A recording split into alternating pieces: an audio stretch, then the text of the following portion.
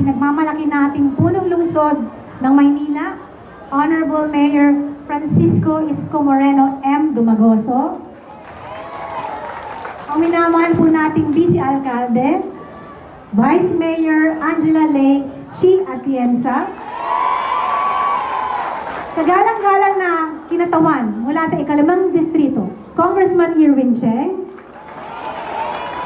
mula sa ang ating mga konsehales mula sa ikalimang distrito, sa pamumuno ng Councilor Monyo Pangcot, Chebo Romeo, J.B. Ison, at Bobby Espiritu, sa mga natatanging panauhin mula sa Department of Health, sa pamumuno ni Dr. Lester Tan at Engineer Christine Tan,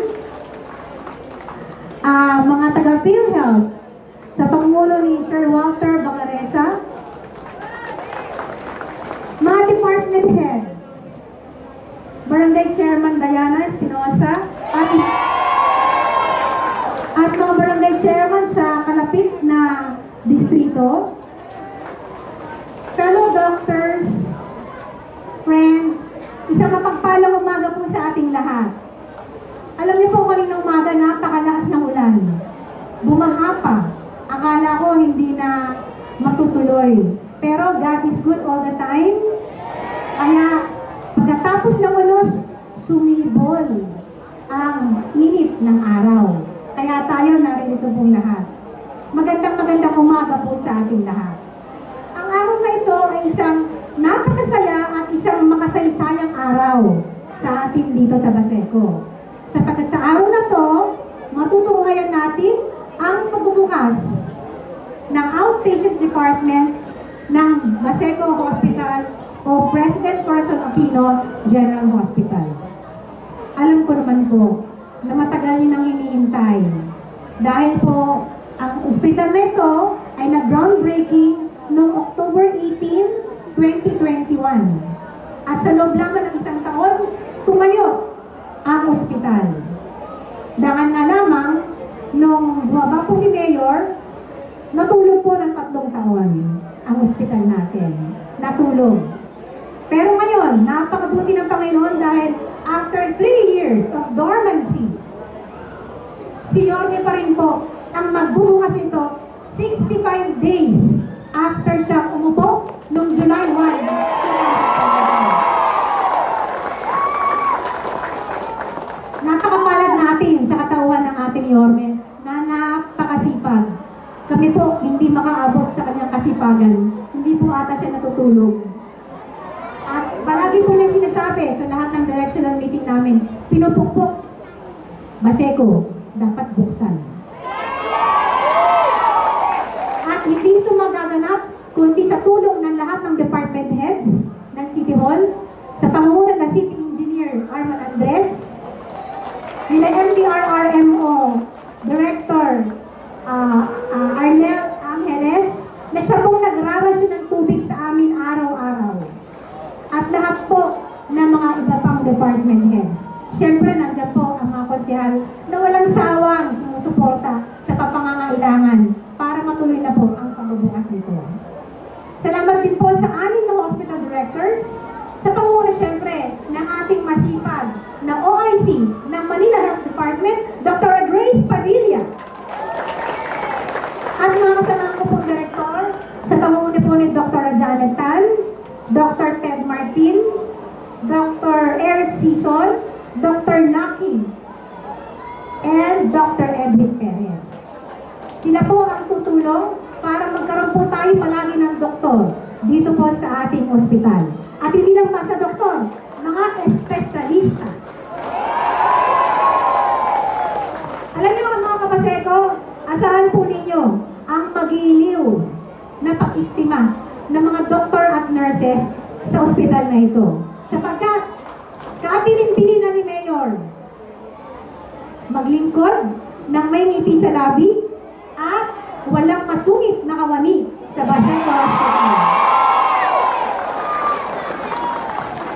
Ba't parang yun ang gusto niyong part?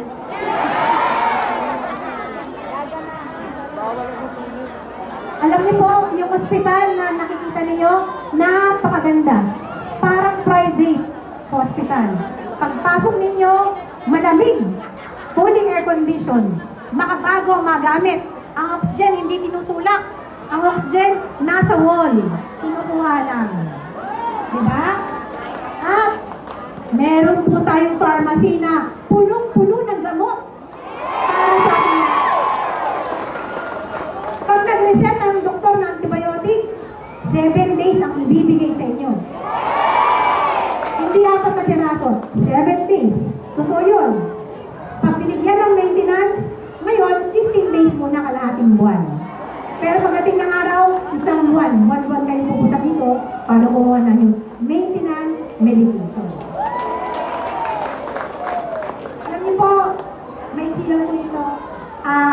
Gusto ko pong sabihin sa inyo na napakapalad natin dahil Barangay Baseco lang ang barangay na may sariling ospital. Yung ating ospital, per district po yun. District 1 hanggang 6. Pero sobrang mahal kayo. Binigyan kayo ng sarili niyong ospital. Para, alam naman natin, pamasahe, di ba? Pamamasahe kayo palabas. Pipila kayo sa labas. No? Pagkain niyo pa pag nagutom kayo, di ba? Kaya ngayon, bubuksan po natin ang outpatient department pa lamang. Ito po ay magsisimula Lunes hanggang Biyernes, alas 8 ng umaga hanggang alas 4 ng hapon. May check-up po. Specialist ang titingin sa inyo sa pediatrics, OB-GYN, internal medicine, surgery, at dental. Magpabunot na kayo, magpapasa kayo. Marami pa kami dito. Today, we also honor the tireless efforts of countless individuals who also helped us.